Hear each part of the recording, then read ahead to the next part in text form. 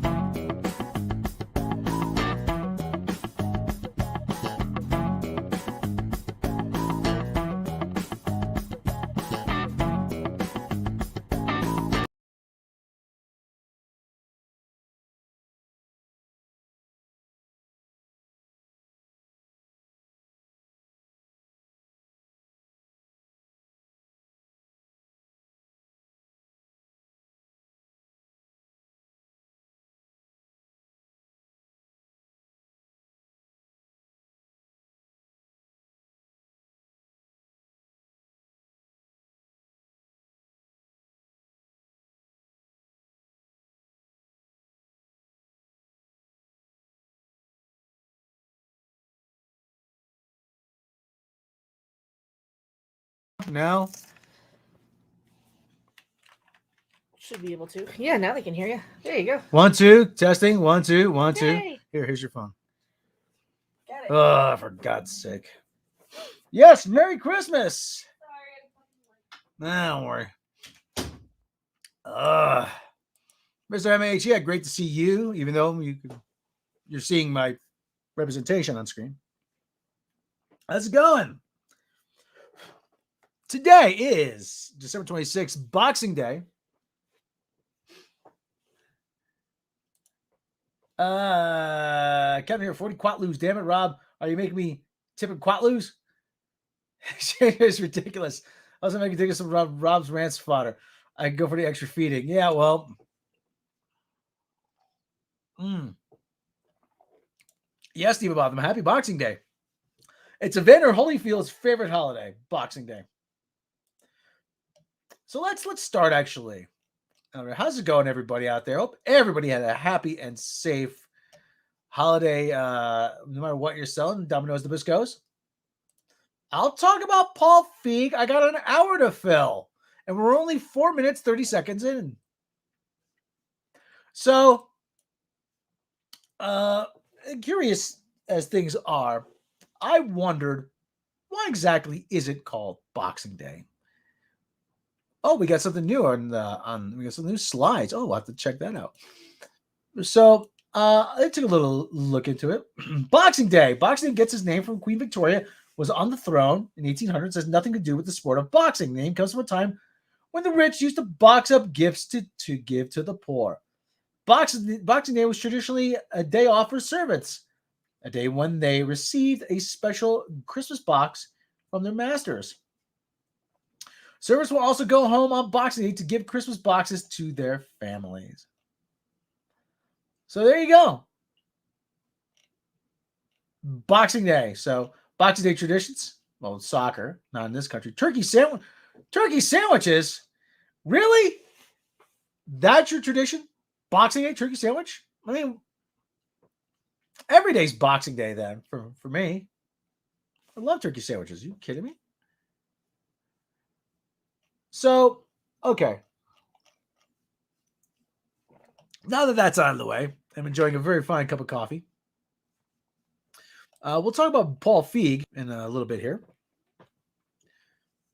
But first, I wanted to cover that Spider-Man No Way Home is the first movie of the pandemic era to cross the $1 billion mark. Now, I know how this must pain some people. It was if superhero fatigue is real, man. Superhero fatigue, man. But you know what? It's like Eddie Murphy's cracker. When you're starving for something, someone tosses you a cracker and said, damn, it's the best cracker I've ever had. Yes, it's regifting day.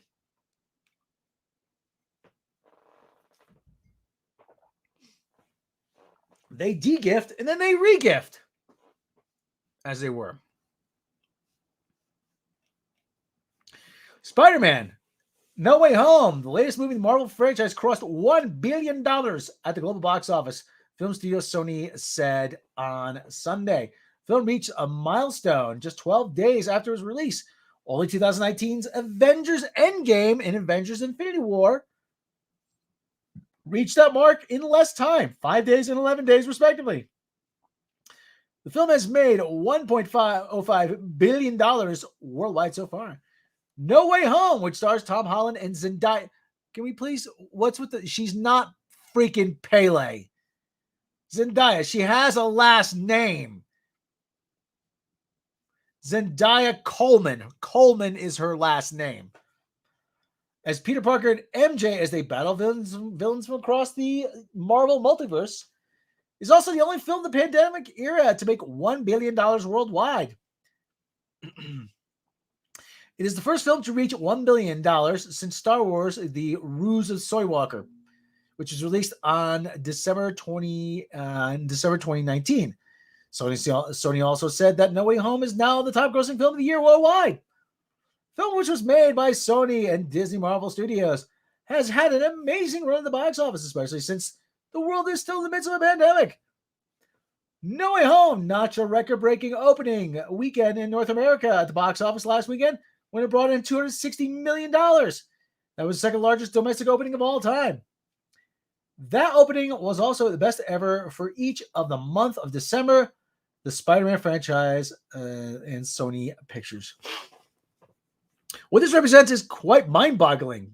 Paul D. Jarabadian, senior media analyst at ComScore, told CNN Business, these numbers would be very impressive in the pre-pandemic era, but for Spider-Man No Way Home to sprint to $1 billion in this marketplace is hard to wrap your mind around. Really? Really? Really? You think that's something, huh? The monumental achievement No Way Home is hitting this number cannot be overstated for this industry right now, he added. So people are desperate to see something, and they have something to see, and you really think it's that mind-boggling. You really think it's that surprising.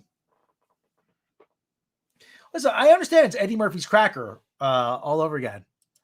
Damn, it's the best cracker I've ever had. Mr. MH, I don't understand his fixation with Zendaya. She's nothing special from my seat. Well, she's quote-unquote diverse. That's part of it. Listen, they need somebody to come in, and they need they want their next.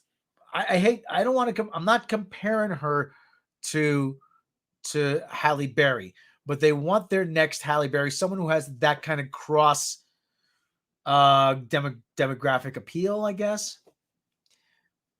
They want someone who can appeal to a white audience and a black audience, and so they feel that she's it. Yeah, but she's nothing. I mean, Halle Berry's gorgeous. this Zendaya girl, she was a former Mouseketeer, Mickey Mouse Club, I think. Okay actress. But she's not anything that special. She's a dime a dozen. Listen, I got nothing against her, personally, but it's like I said, she's not that big a deal. The fact that it's not woke trash may have helped. Yeah, probably. It should be called a quota system. I'll say this for Zendaya. She's got the bored, slightly annoyed face down pat, yeah. And listen, she's cute, but she's not gorgeous. Now listen, I take that from me what you will. Okay? Like I said, Halle Berry, gorgeous woman. Jennifer Aniston, very attractive. More of a Cindy Crawford kind of guy myself. I like Cindy's she's getting up there, but still very attractive woman. But Zendaya doesn't do anything for me. Maybe it's the fact that she's pretty young. Maybe the fact that she doesn't exactly fill out a dress very well. I'm not body shaming her. But she's very, very, very thin girl. She's a very, very thin girl. And, the old saying, if you, Nipsey Russell used to say, if you, it's okay to look neat and petite, but if you want to feel the heat, you got to have some meat. See? And from what I told, they were advised not to date on screen. But she's rail thin. I'm like, yeah, okay, you know what? She can fit in any costume.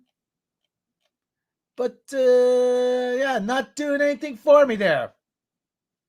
And not for nothing, Tom Holland, he's got not exactly filling out that suit either.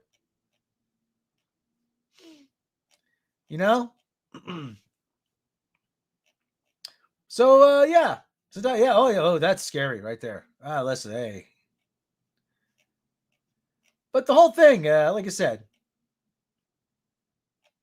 not really doing anything for me. They're trying their best. They're trying their best. Maybe the whole Zendaya thing will figure out.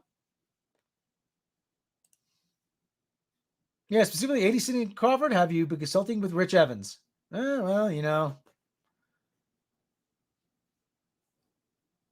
Hey, they put Cindy Crawford in a movie with one of the Baldwin guys. She couldn't even act.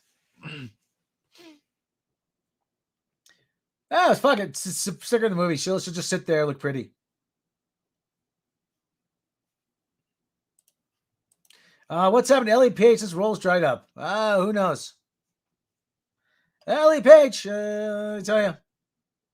I think that's going to be a decision. It's going to come back. Listen, I don't want to shame anybody for their choices, But that might come back to bite her. Him, her, whatever. Either they, them. Yeah, look like kids' shoes are too big. Yeah. Want to keep the MCU's going, then do it with Spider-Man and heroes people actually care about in good, non-preachy films that respect fans, characters we know in them. Yeah, it's true. Now afterwards, people are going to start saying, oh, well, Miles Morales should get a movie now. Oh, man, why didn't they kill Spider-Man? They should have killed Spider-Man and should totally set up a Miles Morales. Yeah, look, listen. You like Miles Morales, you like Miles Morales. Okay, fine. But Spider-Man is the big moneymaker for Marvel, the most profitable character in all of comic bookdom. Go to any Walmart, look at how much Spider-Man stuff is on the shelves. And I'll tell you something, it's not Miles Morales stuff. So I'm thinking Disney saying, oh shit, We banked our entire future on Brie fucking Larson. We better make sure we lock up this Holland kid for a while. Yeah, they do. They do. So anyway, like I said, people are desperate to get out to the movies. And if you're not going to see this, you're probably going to go see Kingsman. I haven't seen Kingsman yet. And the whole thing about Kingsman is, hey, that's just James Bond. But, you know, who doesn't want a good Bond movie? I'll tell you who doesn't want a good Bond movie. Barbara Broccoli, that's who. So, okay, now, we're about 16 minutes in, and we're going to talk about Paul Feig, Ghostbusters. Well, I still haven't seen it, but I might just throw you a bone and subject myself to it before monetization even. So Paul Feig is a bit upset.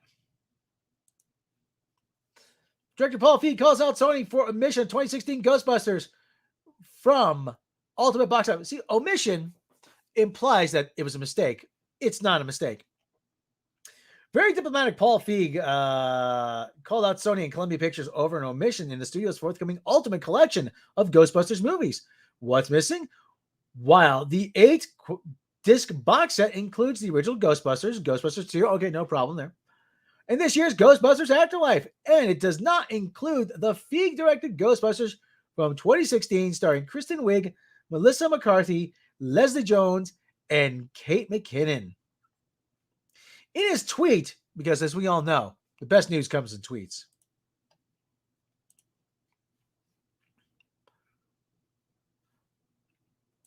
So, best news actually, comes in tweets. In his tweet, addressed to Sony Pictures, Feig wrote, I know this must be a mistake. We do have a lot of fans, and Bill, Dan, and Ernie were in it, and it won a Kids' Choice Award for Best Feature Film the year it came out. So, I guess this was just an oversight. No, it wasn't oversight.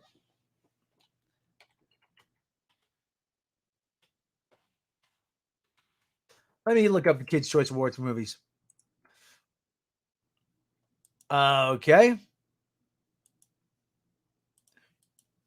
So, Paul. Oh yeah, that really makes your case. Adding to the oddity of the situation is that Feig's film was included along with the first two pictures in a 2016 box set, which is still for sale on Amazon. Well, there you go. Deadline reached out to Sony Pictures for comment, but did not hear back. Let's take a look at some of the comments. Sony doesn't know how to manage IP or respect fans. They were the same studio that selected botched Jeopardy transition. No, they didn't. Merv Griffin Productions did. They practically ruined James Bond. But for Disney, would have further ruined Spider-Man. Almost as badly as Kathleen Kennedy ruined Star Wars. No, 2016 movie was a complete reboot and completely different continuity. That's the thing. It's not the same movie. Not the same. James Bond's doing fine. No, it's not. Who sucks? No, it's called getting ghosted. Ah, that's actually good. Paul Feig, you listen. Paul Feig. Okay, listen.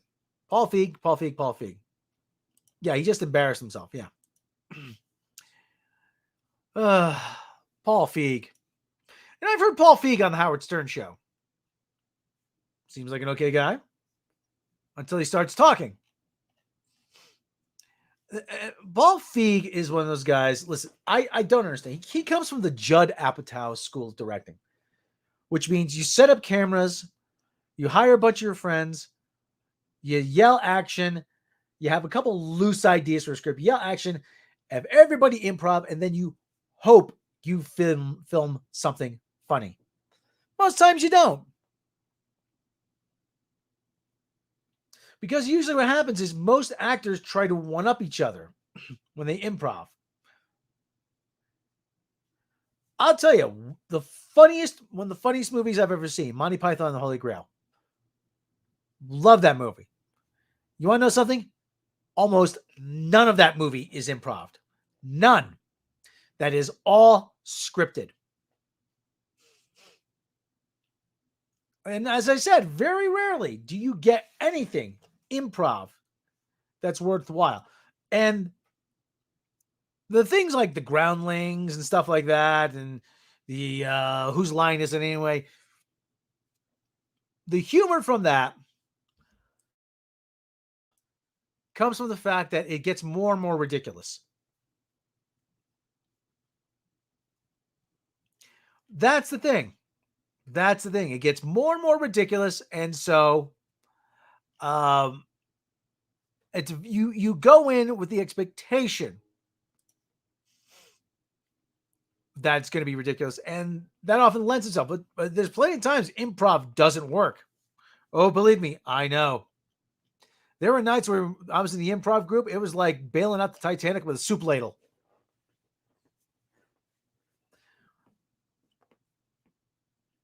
But the whole thing about, like I said, the Judd Apatow, Paul Feig school directing is that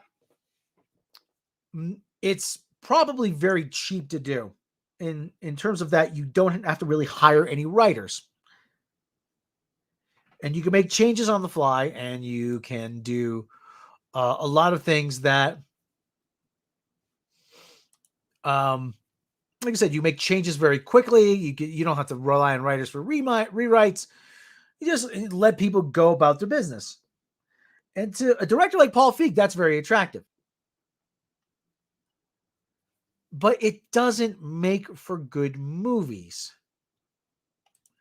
It doesn't make for good storytelling. It doesn't make for good comedy.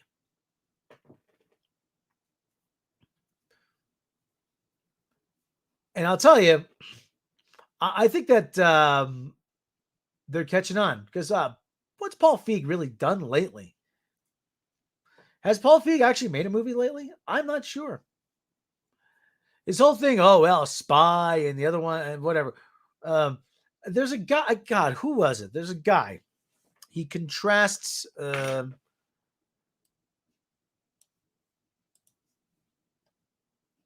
what do you think they were smoking or snorting? I don't know. But I'll tell you this much. Paul Feig was he was one of the guys that was behind Freaks and Geeks, starring Seth Rogen. And now that pot is legal in California, why does Seth Rogen still have a career? I suspected he must have been people's supplier for a lot of years. So, he's by all accounts, his career should be dead in the water.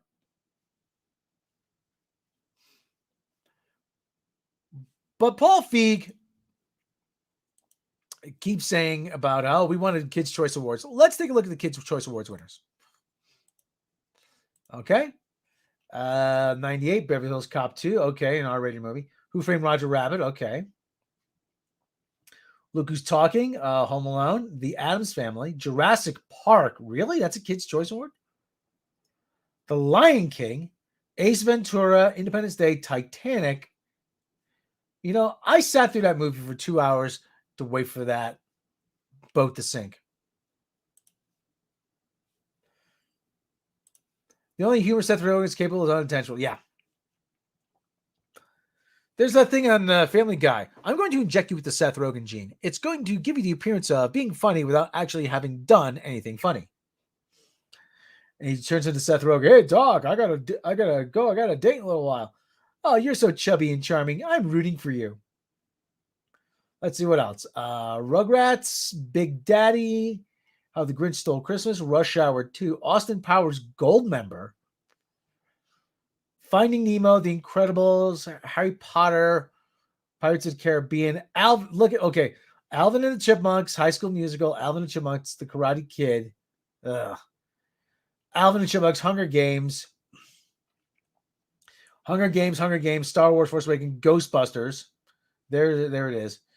Jumanji, Avengers, Wonder Woman. So not exactly a stellar lineup. Kids' Choice Awards.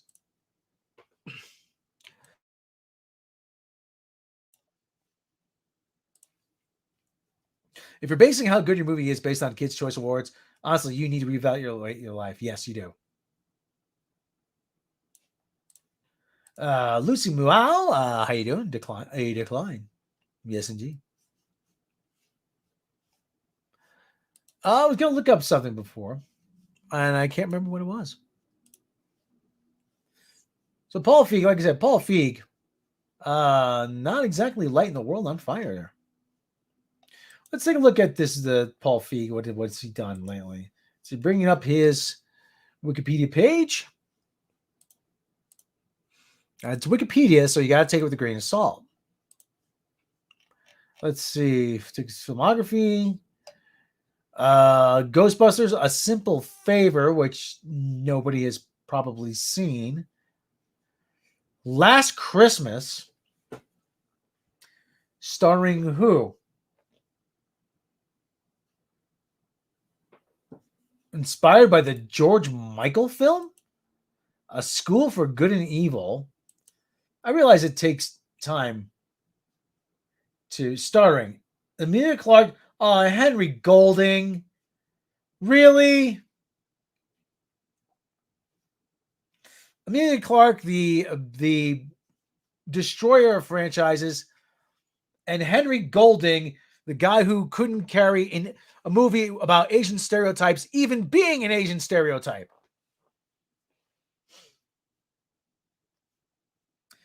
...2019 romantic comedy directed by Paul Feig, written by Bryony Kimmings and Emma Thompson. Oh, of course, Emma Thompson. Yeah, she knows about writing. Who co-wrote the story with her husband, Greg Wise, based on 1984's song of the same name, inspired by the music of George Michael. Because this has got hit written all over it. Film stars Emilia Clarke as a disillusioned Christmas store worker who forms a relationship with a mysterious man, Henry Golding, and begins to fall for him. Thompson, Michelle Yeoh also star. Michelle Yeoh, still gorgeous for a 58-year-old woman. Also star. Last Christmas theatrical release in the United States, November 8th. In the United Kingdom, November 15, 2019. Universal Pictures received mixed reviews. Critics praised performances, chemistry with Clarke and Golding, but criticized screenplay. Grossed $123 million worldwide. Budget, okay, so not a hit, but what's the plot? Katarina K. Andrich, a young aspiring singer, works a dead-end job as an elf at a year-round Christmas. Oh, for God's sake, I've already lost interest. Listen, why can't we make realistic Christmas movies? Why can't we really? Wish I could say, Rob, but I have to go. Hail to you. Thank you very much, Mr. MH. I'll leave the stream up. Yes, I did. I will get to that in a moment. I keep saying, though, why can't we make a realistic Christmas movie? Why can't we make... Here's what a realistic Christmas movie would be. You drink too much. You argue with your relatives, and then you pass out in front of the TV while yelling at George Bailey, "Potter's got the money, you asshole!" Oh, for God's sake. Really, Henry Golding. Do you think Henry Golding saying, "Man, I really fucked over my James Bond audition"?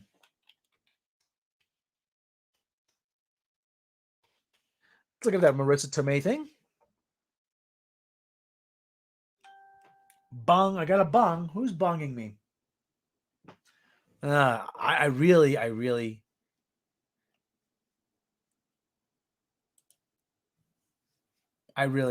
got to turn off the bongs on this phone. This phone's constantly bonging. Okay, so yeah, let's talk a little bit about that.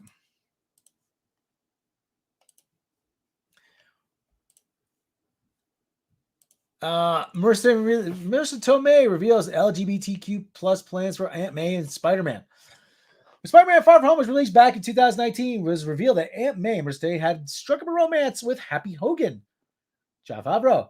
During the movie, Happy confessed to being in love with May. I mean, look, Marissa Tomei's gorgeous. I mean, come on. Who wouldn't be? But they didn't quite seem to be on the same page when Peter Parker confronted them about their relationship. Turns out that wasn't always intended direction for Aunt May. In fact, Marissa Tomei spoke with Geeks of Color and revealed that she initially wanted her Marvel character to date a woman. At one point before the idea of Happy showed up, there was a moment where I felt like maybe she should just be with a woman. Well, who's the woman? We're finding out. Because Ben is gone, and who should she be with? And we're kind of talking about it, Tomei shared. I actually wanted Amy Pascal from Sony to be my girlfriend. I was like, no one even has to know Amy. I'll just be in the scene and you'll be over there. She'll just be like, hey, I'll just be like, it'll just be a subtle thing. During comicbook.com's recent quarantine watch party of Spider-Man Homecoming last month, writer Jonathan Goldstein revealed Marvel and Tomei had already signed a deal even before writers aborted the project. By chance, we first met with Marvel. John and I pitched Marissa Tomei for Aunt May. Turned out they already hired her, Goldstein said. Spider-Man No Way Home was released in theaters last week. It has been shattering box office records. Not only did the final Marvel movie 2021 have the highest grossing opening weekend box office ever after Avengers Endgame, but it's currently certified fresh on Rotten Tomatoes. During a recent interview discussing film, Chris McKenna and Eric Summers talked about balancing character return. Okay, yada, yada, yada. Yada, yada, nobody cares. But,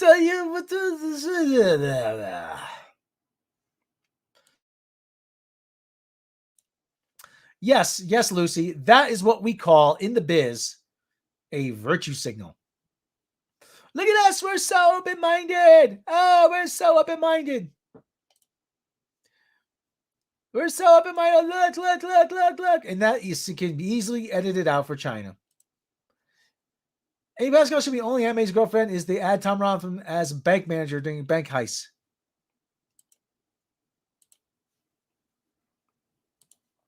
Oh, hello. Tom Rothman here. I'm the manager at the bank heist. What, do you want the money? I don't understand. What do you need money for? I mean, there's plenty of other banks around here. Oh, yes. We wanted Aunt May to go dabble on the other side. Yeah, let me tell you, it was not the worst idea I ever heard. No. Let me tell you, the worst idea I ever heard was making another Spider-Man movie because I don't like these comic book people. They're totally mashugana. Yes, okay, Tom. And we find out why Tom Rothman makes the big bucks. What signal decided to age swap Aunt May? Well, it's not so much they're sicko. But if you think about it, though, Peter Parker, 16-year-old kid, 16, 17-year-old kid, you probably have an aunt in her late 40s, early 50s. Not unreasonable. But the whole thing about, let's give Aunt May a girlfriend. Let's make her Amy Pascal.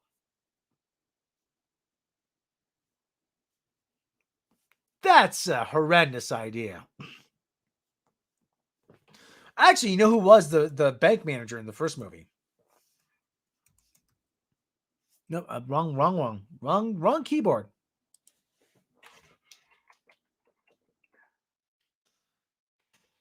Let me see.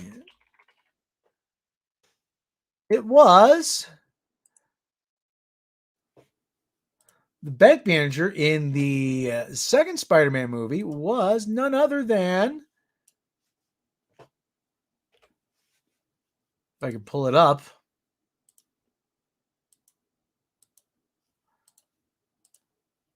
it's Community's Joel McHale. And as you can see, this is pre-hair transplant Joel McHale.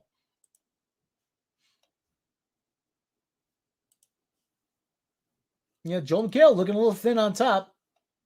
Nothing Livis from the Hair Club for Men can't fix. That is actually a good idea. Have Tom Rothman play J. Jonah Jameson's brother, Tom Jameson, who also hates Spider-Man. I tell you, that Spider-Man is a menace. He's always with the swinging and the spiders and the webs, and he's got that costume and the colors, the blue and the red. That doesn't make any sense. Why won't somebody stop him? Why don't they arrest him? maybe I won't have to make these movies anymore. Mother J. Jonah Jameson, why can't you do something about this? So anyway, like I said, as we can see, like I said, Joe McHale, funny guy. I'd say a really funny guy. But unfortunately, you can't find a good vehicle for him. When they were making Fletch, I thought, yeah, you know what would be good Fletch? John McHale. Please bring me pictures of Spider-Man. Please. Yes, that's right. No, they didn't use Bruce. No, they didn't use Bruce Campbell. Actually, Bruce Campbell, was he in the second movie? He might have. Oh, Bruce Campbell was the theater manager. Was the theater usher in the second movie. Yeah, the surprised didn't use the Iron Sheik. Hey, if you haven't seen the Iron Sheik's Twitter feed, what are you waiting for? Iron Sheik is hysterical.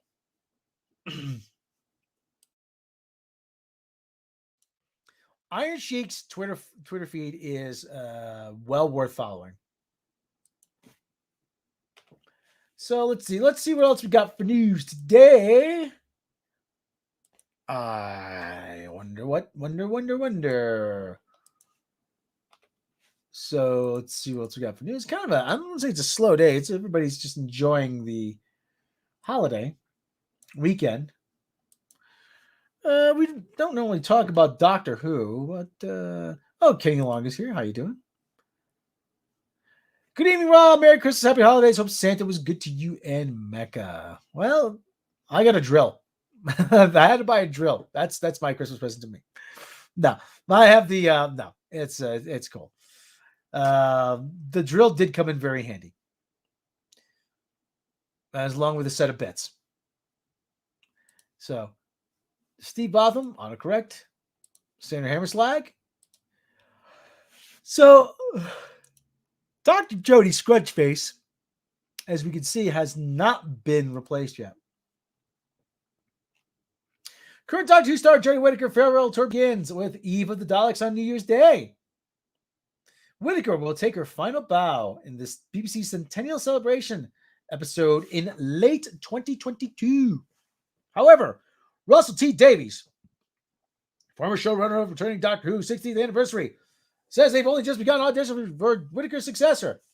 Speaking to The Guardian, Davies said he's already written some new Doctor Who episodes confirming that his tenure will begin with the show's 60th anniversary in 2023. I've already written some episodes. The first will go out in November 2023. That's the 60th anniversary of the show, Davies says. When asked about the rumors that Ollie Masters, who starred in Davies' acclaimed series It's a Sin, will replace Whittaker, Davies shuts the inquiry down. Behave! Stop it! We have generally not cast anyone yet. We're just starting auditions, he says. As for why Davies is returning to Doctor Who, come on, as for why? Why, really? You really want to ask why? Actually, I'm not, but don't give me any ideas. Really? Yeah, I have to ask. Really. You got to save the show. As to why Davies is returning to Doctor Who, the writer showrunner gives a simple explanation. Because I love it. It's the first thing I watch on television, he says, pointing to a cabinet. Continues, in there is every single edition of Doctor Who magazine. With 2 anniversary episodes on the horizon, some wonder if there could be multiple Doctor episodes in the works.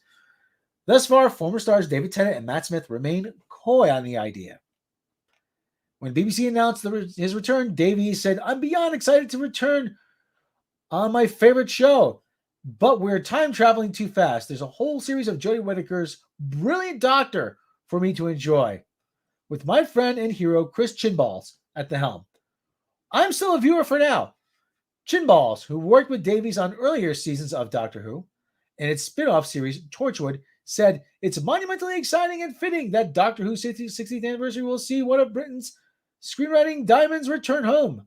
Russell built the baton that is about to be handed back to him. Doctor Who, the BBC screen industry in Wales, and let's be honest, everyone in the whole world have so many reasons to be very excited indeed about what lies ahead.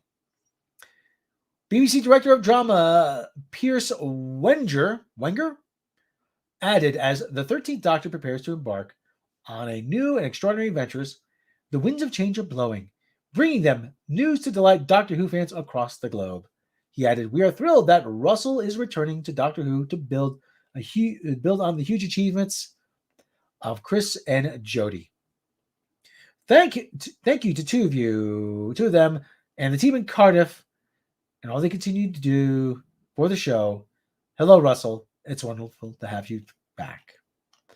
So, yeah, you know what? I'm not a huge Doctor Who. I like Doctor Who. I like the David Tennant era. I think David Tennant could have been the Doctor as long as he wanted, really. But let me tell you something.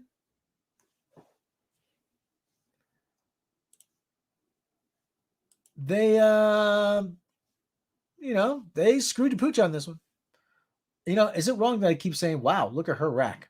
Oh, bad, Rob. Bad, Rob. Bad. Bad. Don't say that. So, okay. So, Doctor Who. Russell T. Davies rejoining the fold. Let's see. Hold on. We're doing something fun.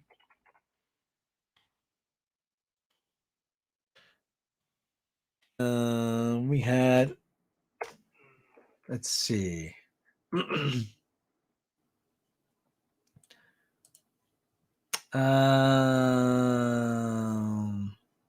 We had a story about where Star Trek Discovery ranked in series.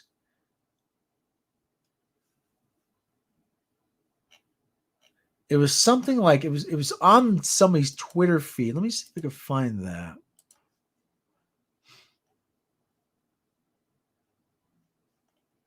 But it wasn't good.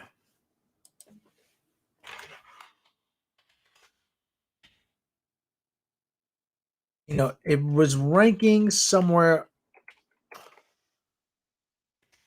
along the around 100 out of 250 different.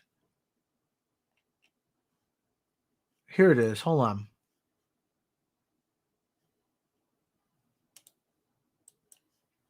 Let me open the image in another tab. Open the image in another tab.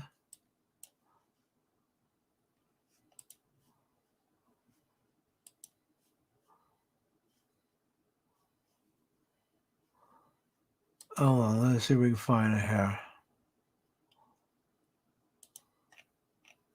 Oh, there it is. Now, according to my source, this is the rankings for. Oh wait, we need to play the bumper first. Yeah, let's play the bumper. Kipper! Chew. Bless me. So yeah, so somebody on Twitter kindly sent this along the way. Shark Eyes. He sent this, and we are going to take a look at it. Now, this is the apparently this is the rankings of Netflix series for Germany. So these are Netflix series. So look, Tribes of Europe, don't know what that is. A lot of stuff I haven't heard of. Cowboy Bebop, Five Senses, Katya, My Name, Love and Death and Robots, Biohackers, The Crew, okay, yada, yada, yada. Take a look. All the way down, Supergirl, and right below Supergirl, we have Star Trek Discovery. At 76 for Germany. Oh, well, it's doing great. Oh, it's doing great. Doing so great. Doing great. Apparently not. Apparently it's not. And then we're going to go take a look at the UK side of the ledger.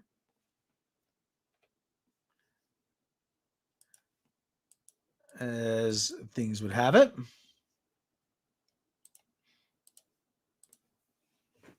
So take a look farther down. This is the UK side of Netflix.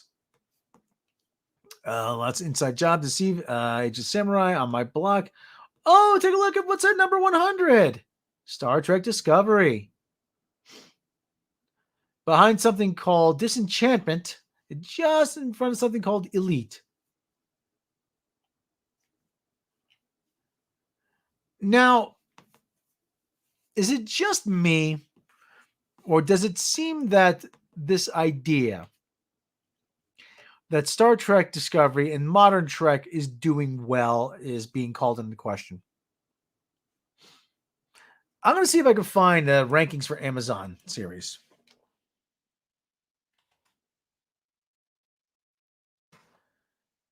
Let's see. By viewership.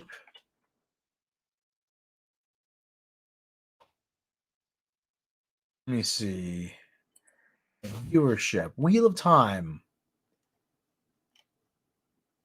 20 Amazon series original ranked. 48 Prime series. Let's see. I wonder if I can find it.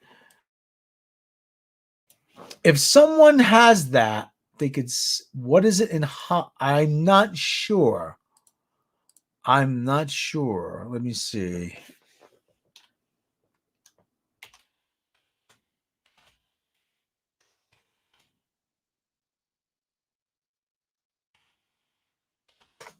Let me see. Top 10. Oh, here we go. It's on something called Flix Patrol. Okay, in the Netherlands, full details. Well, for 2020, now this is for 2020, Sander Hammer Slag. I'm going to try to find something for 2021. Let me see. Is this the right thing here? Let me see. Am I sharing the right screen? No, I'm not. No, I don't think I am. Okay, well, I have to share that. I have to share the right screen. It's a site called Flix Patrol.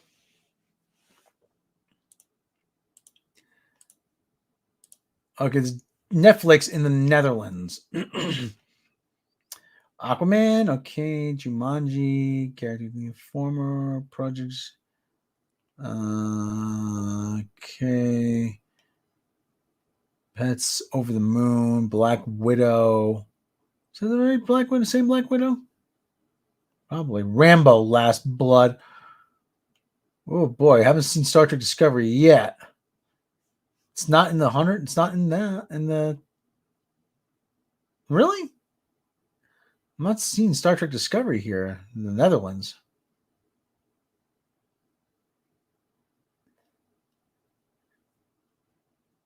I'm not seeing Star Trek Discovery. Let's try on Google's all platforms, Disney Plus, iTunes. Let me see. Last year, this year, let me see. Full details. 2021, Netflix in the Netherlands.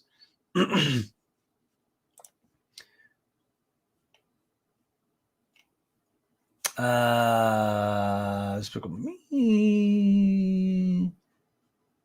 I am not seeing Star Trek Discovery.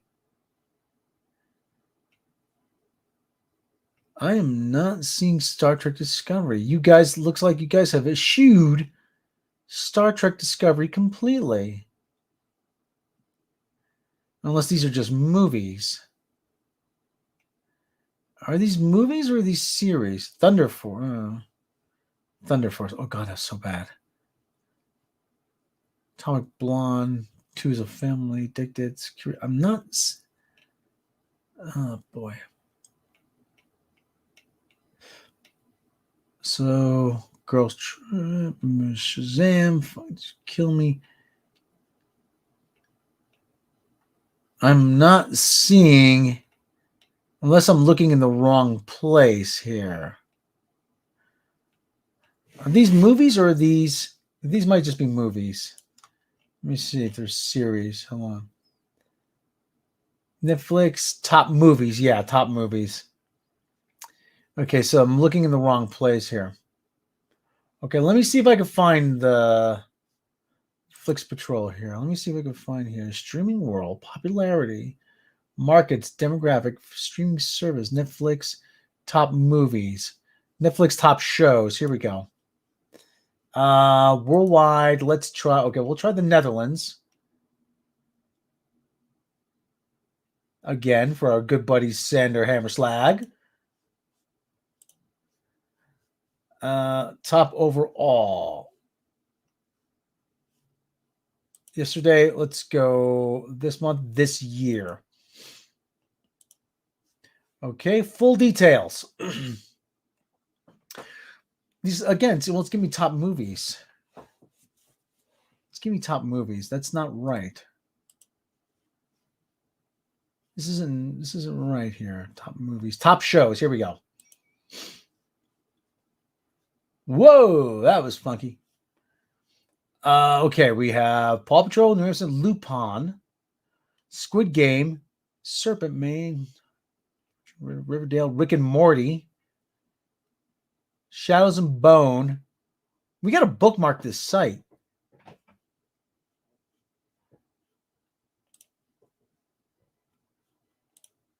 Lower Decks is best of all the shitty Trek series. Lisa's like, yeah, you're right. Snowpiercer Dynasty. Is this the Dynasty I think it is? Yeah, because who doesn't love something watching the problems of rich people? Ragnarok, Downton Abbey. So we're at 50 and we have no Star Trek Discovery yet. Last Kingdom, Friends. Friends is 25 years old and it's ranking ahead of Cowboy Bebop, Equinox, Fatma, Five Wanas, Sexify, On My Block, The Crown, Gamora, Family Guy, Bling Empire. There it is. Star Trek Discovery, 114. It's ranked 114 out of how many shows? Out of 142. And that's just for the Netherlands. Okay, let's try a different country. Let's try a different region. What should we try? Let's try Australia. Top shows, full details.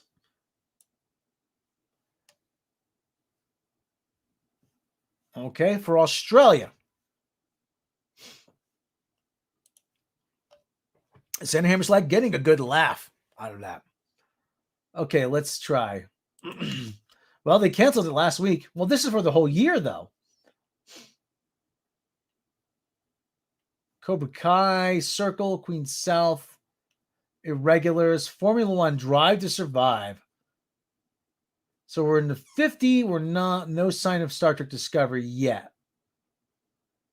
Midnight Mass, Cocaine Cowboys, Puberty Blues, The Office, Love, Death, and Robots, Sexify, Mom. So at 103, not faring much better in Australia.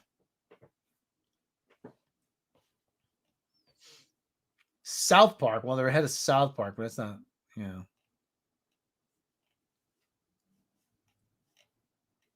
A lot more stuff on Australia. All right, let's try. Where should we try next, guys?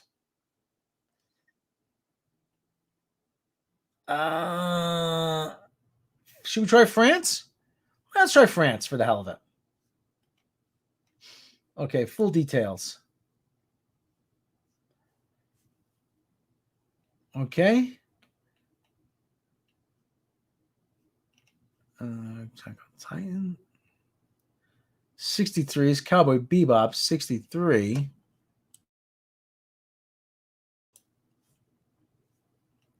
Brooklyn Nine-Nine. Who knew people watch Brooklyn Nine-Nine in France?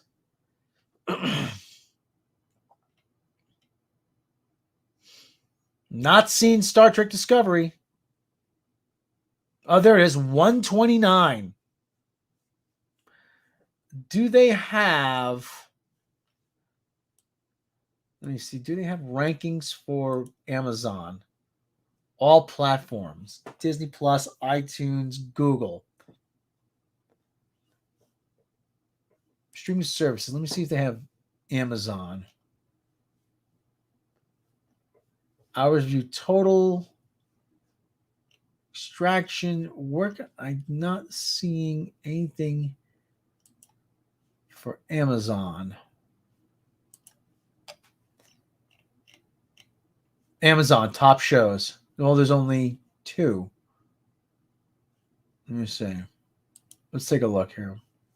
Amazon top shows worldwide. Let's go worldwide on December 20th. Let's go for the year. For this year. Top movies, top shows, full details. Yellowstone, Rick and Morty. Now, this is for, is this worldwide? Where is this? Or is this for, let me see. Worldwide. This is worldwide. South Park, Doctor Who, Better Call Saul, Snowfall, SWAT. This is actually pretty interesting. Picard was on regular TV here, Rob, for viewers. Dropped, oh, wow. Number one sci-fi is Coneheads. I'm looking for, oh, there's Discovery. But I'm looking for Lower Decks and Archer. There's Archer. Saturday Night Live? Really? Resident Alien. Bull, Good Girls, The Affairs, Sons of Liberty, IT Crowd, Lois. Okay, so I'm not seeing Lower Decks. Let's try for 2020. Last year. Let's try last year, 2020. Yellowstone, Schitt's Creek, Rick and Morty, South Park, Better Call Saul. This Is Us. Below Deck. The heck is that? Big Bang Theory. Saturday Night Live. For WKRP in Cincinnati? Really? Archer, Blue Bloods, Seinfeld, Succession, Supergirl, Chesapeake. All right, let's narrow the search. Let's go just for the UK. Because a lot of territories it's not on they're not on. Full details, only 6.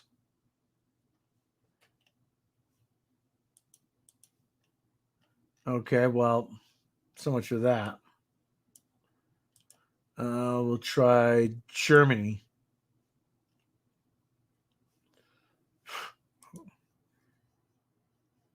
Grey's Anatomy, Rick and Morty, Shameless, Downton Abbey. Let me see. Hold on. Star Trek Lower Decks.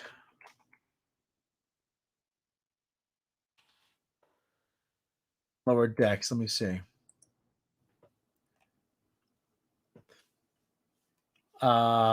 Popularity. So, okay. So, I can't make heads or tails this thing. Streaming. It's on Amazon Prime. Czech Republic, Italy, Norway, Russia, Singapore, Spain, United Kingdom. Let me see. Star Trek. So, Discovery, Picard. Czech Republic. Well, hey, it's big in the Czech Republic. Oh, for crying out loud. Okay, well.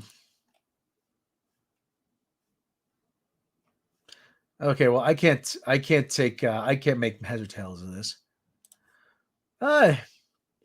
Thank you very, very much, John Delaraz. Merry Christmas. SC's actually been on cable on Spike TV. Rob barely gets 140 views. Spike TV used to be, it's now the Paramount Network in America. Yeah, it's now the Paramount Network in America. Shadzar. I'm not actually. I'm looking up some market research. Okay, well, anyway, we're about the 1 hour mark. Oh, this Below Decks is sort of like a Love Boat thing here. Okay. We're at the 1 hour mark here. So let's, I'd like to do a few things actually later in the show. I'm going to go over the Week 16 NFL scores because a lot of people say they don't like it. So I'll try to leave it to the end of the show. So, haha. There you go. My show. I can do whatever I want. Ha ha ha ha. Week 16 NFL. We got 49ers losing to the Titans on Thursday. We got the Browns and the Packers yesterday, Christmas Day. Packers over the Browns. Colts and the Cardinals. Colts win over the Cardinals yesterday, Christmas Day. Falcons beating the Lions. Rams beating the Vikings. Jets over the Jets win a game. How about that? Over the Jaguars. My New York Giants once again losing badly to the Philadelphia Eagles. Jesse Milestone will be very happy about that. The Bills beating the Patriots. The Bengals all over the Ravens. The Chargers losing badly to the Texans. The Buccaneers up over big on the Panthers. The Bears in a squeaker against the Seahawks. The Raiders over the Broncos. Steelers losing to the Chiefs. The Washington people collectively engaging in football-like activities against the Dallas Cowboys will take place later tonight. And tomorrow, the Dolphins take on the Saints. So there's your Week 16 scores for everybody. And so now is a time I like to do a little bit of a palate cleanser. Coming up on the end of the show, we're going to do a little bit of a palate cleanser. All the bad news. We like to do something maybe that'll give yourself a little bit more redeeming faith in humanity. Or at least let you know that things aren't all bad. And maybe that there are some sort of Christmas miracles out there. So this comes actually from my neck of the woods, the New York area.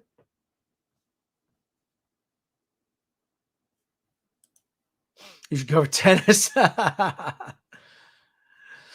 who knows? I might. Something big happens in the tennis world. But this comes to us from the New York area, namely Queens. Cow that escaped Queens slaughterhouse now at New Jersey Sanctuary. Oh, look at him. Stacy the cow. Oh, moo cow. Look at that moo cow. Morristown, New Jersey. A young cow that escaped from a New York City slaughterhouse last week has been taken to an animal sanctuary in New Jersey. The Morristown Daily Record reports that the 400-pound Hereford heifer, estimated to be about 9 months old, ran away from a Queens business Friday. The animal was corralled by rangers later in the day in Flushing Meadows, Corona Park. Flushing Meadows, Corona Park, the site of the 1964-65 World's Fair. I'm very familiar with it. The next day, Skylands Animal Sanctuary and Rescue Center in Sussex County posted that Stacy was in temporary quarantine at a 230-acre facility in Wantage. Just got news that all of her tests have come back good, and she'll be joining the others tomorrow. Mike Stura, founder and president of Skylands Animal Sanctuary and Rescue, said on Sunday. Oh, look at the cow, moo cow. After quarantine, officials said the heifer is to join 93 other bovines among the 450 permanent residents at the center. Little Stacy looks great and has been very tolerant of the poking and prodding we've had to put her through, Stura said. So that's a nice little story. See, there are Christmas miracles. This cow lives to moo another day. So there's your little bit of animal news, like I said. So anyway, yes, it's a cow. It's a moo cow. So anyway, that brings us to the end of the show. And we are going to sign off here. Everybody, have a wonderful rest of your day, rest of your weekend. And a lot of people have the week tomorrow off. A lot of people are off this week. Spend time with the family, the kids, other people's families if you don't have one. And we just like to say that I hope everyone had a safe and joyous Christmas holiday season. Everybody's having a good holiday season. And no matter where you are, celebrate it with people you love or at least can tolerate. That's my advice to you. So everybody, take care of yourselves, take care of each other, enjoy the rest of your Sunday, and we will, fortunately, God willing, catch you next time.